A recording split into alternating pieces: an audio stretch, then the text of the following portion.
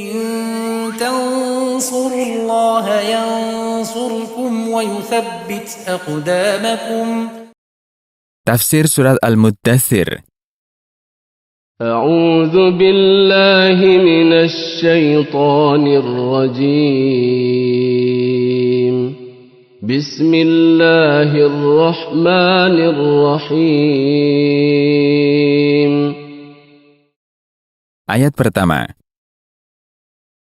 يا أيها المدثر. Wahai orang yang berkemul dengan bajunya, maksudnya Nabi SAW. Ayat kedua. قم فأنذر. Bangkit dan peringatilah dari siksa Allah. Ayat ketiga. وَرَبَّكَ فَكَبِّرْ. Dan agungkanlah Rabb-Mu. Ayat keempat. وَثِيَابَكَ فَطَهِّرْ. Dan sucikanlah dirimu dari dosa-dosa, serta bersihkanlah bajumu dari najis. Ayat kelima. وَالرُّجْزَ فَاهْجُرْ. Dan tinggalkanlah penyembahan terhadap berhala-berhala. Ayat keenam. وَلَا تَمْنُن تَسْتَكْثِرْ. Dan janganlah engkau pamrih terhadap Rabb-Mu dengan merasa telah banyak amal solehmu. Ayat ketujuh. وَلِرَبِّكَ فَاصْبِرْ. Dan bersabarlah karena Allah terhadap halangan yang engkau dapati. Ayat ke-8. فَإِذَا نُقِرَ فِي النَّاقُورِ. Dan jika sangkakala telah ditiup kedua kalinya. Ayat ke-9. فَذَلِكَ يَوْمَئِذٍ يَوْمٌ عَسِيرٌ. Maka hari itu adalah hari yang dahsyat. Ayat ke-10. عَلَى الْكَافِرِينَ غَيْرُ يَسِيرٍ. Bagi orang-orang yang kafir terhadap Allah dan Rasul-Nya, tidaklah mudah. Ayat ke-11. ذَرْنِي وَمَنْ خَلَقْتُ وَحِيدًا. Tinggalkanlah aku, wahai Rasul, dan orang-orang yang aku ciptakan sendiri di perut ibunya tanpa harta atau anak, yaitu Walid bin Al-Mughirah. Ayat ke-12. وَجَعَلْتُ لَهُ مَالًا مَمْدُودًا. Dan aku jadikan untuknya harta yang banyak. Ayat ke-13. وَبَنِينَ شُهُودًا.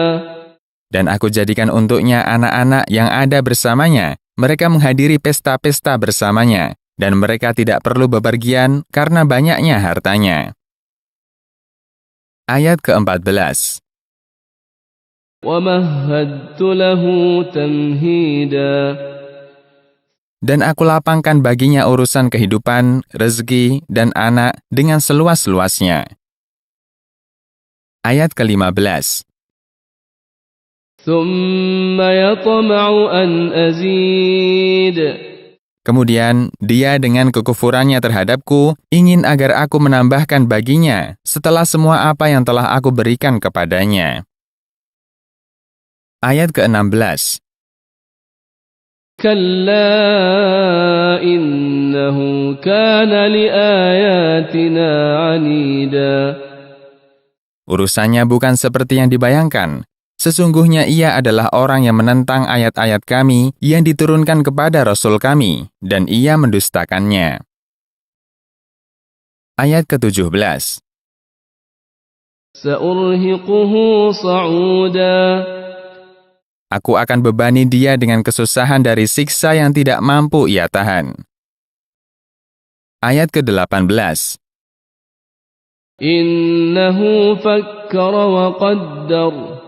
Sesungguhnya orang kafir yang telah aku berikan kenikmatan kepadanya dengan berbagai kenikmatan itu memikirkan apa yang diucapkan tentang Al-Quran untuk membatalkannya dan menetapkannya di dalam dirinya. Ayat ke-19. فقتل كيف قدر Maka ia dilaknat dan disiksa. Bagaimana ia menetapkan? Ayat ke-20. ثم قتل كيف قدر Kemudian ia dilaknat dan disiksa. Bagaimana ia menetapkan? Ayat ke-21. ثم نظر Kemudian ia melihat kembali dan memikirkan apa yang telah diucapkannya. Ayat ke-22. ثم عبس وبسر Lalu wajahnya masam dan merengut ketika ia tidak mendapati di dalam Al-Quran apa yang dicelanya.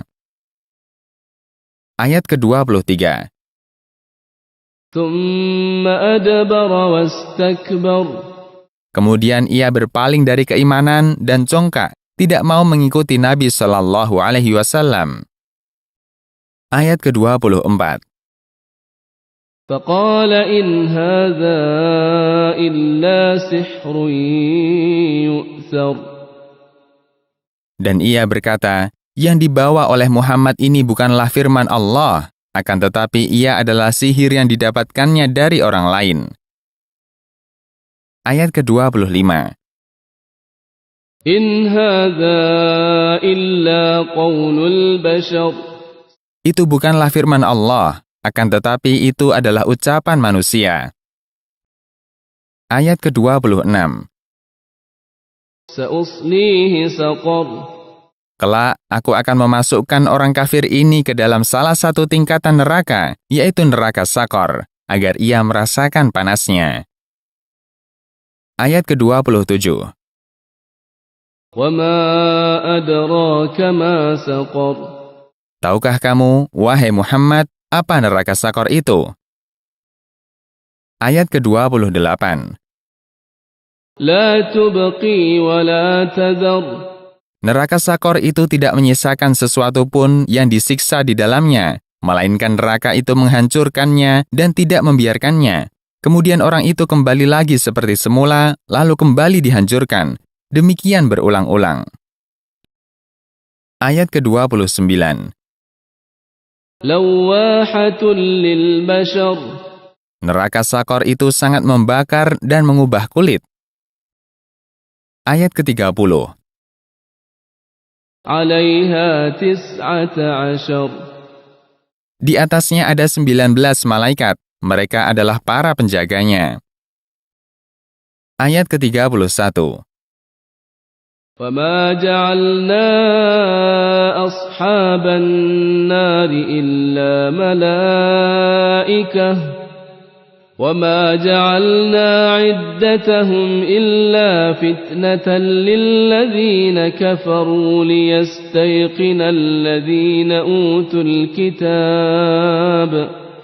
ليستيقن الذين أوتوا الكتاب ويزداد الذين آمنوا إيمانا ولا يرتاب الذين أوتوا الكتاب والمؤمنون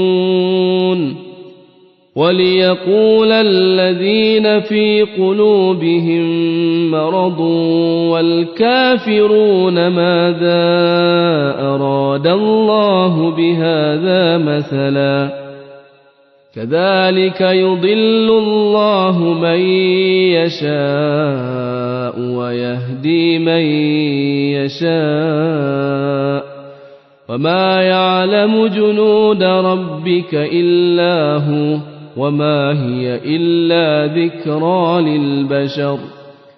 Dan tidaklah kami menjadikan penjaga neraka itu, melainkan dari jenis malaikat. Tidak ada manusia yang mampu melawan mereka.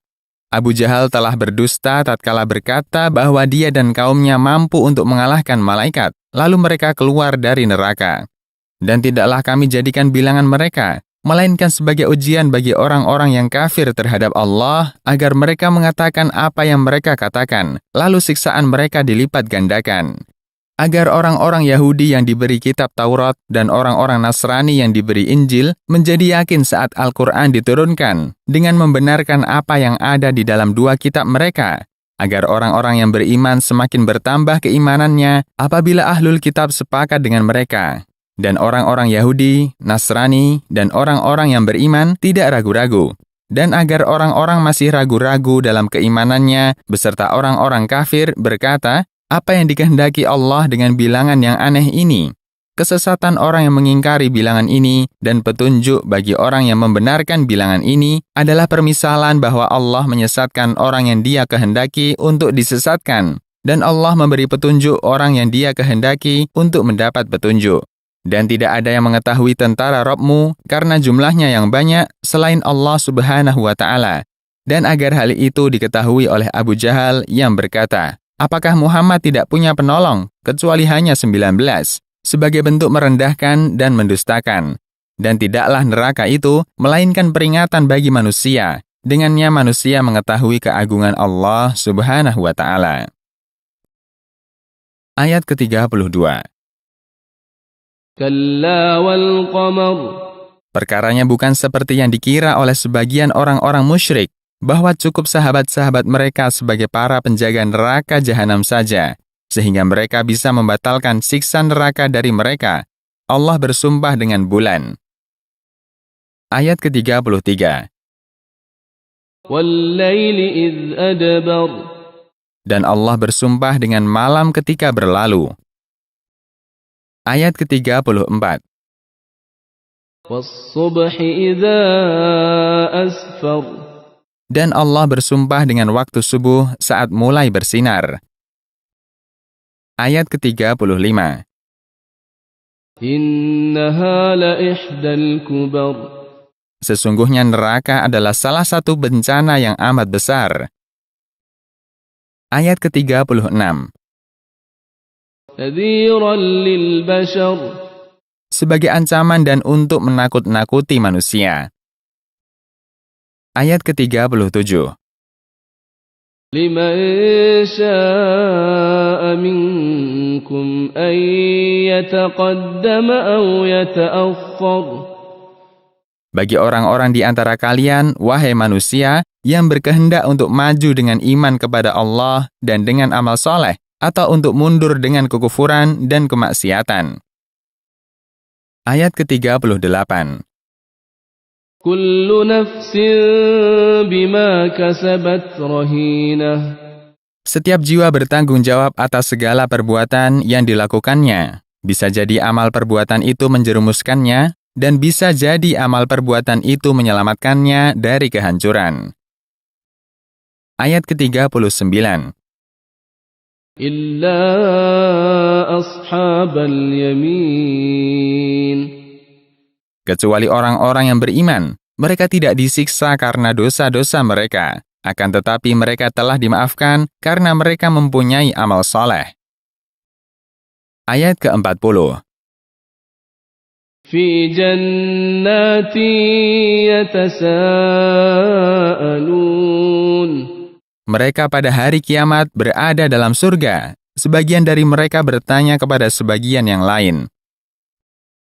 Ayat ke-41. Anil mujrimin. Tentang orang-orang kafir yang membinasakan diri mereka sendiri dengan melakukan kemaksiatan. Ayat ke-42.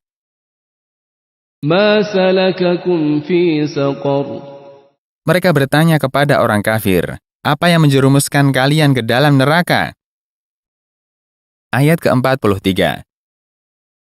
Qalu lam naku minal musallin. Maka orang-orang kafir menjawab mereka dengan berkata, kami tidak termasuk orang-orang yang mendirikan sholat wajib di kehidupan dunia. Ayat ke-44. Walam naku nut'imul miskin. Dan kami juga tidak memberi makan orang fakir dari apa yang diberikan Allah kepada kami. Ayat ke-45. Wa kunna nakhudu ma'al khaidin. Kami selalu bersama pelaku kebatilan, berkeliling bersama mereka kemana saja mereka berkeliling, dan berbincang dengan pengikut kesesatan dan kelalaian. Ayat ke-46. وَكُنَّا نُكَذِّبُ بِيَوْمِ الدِّينِ.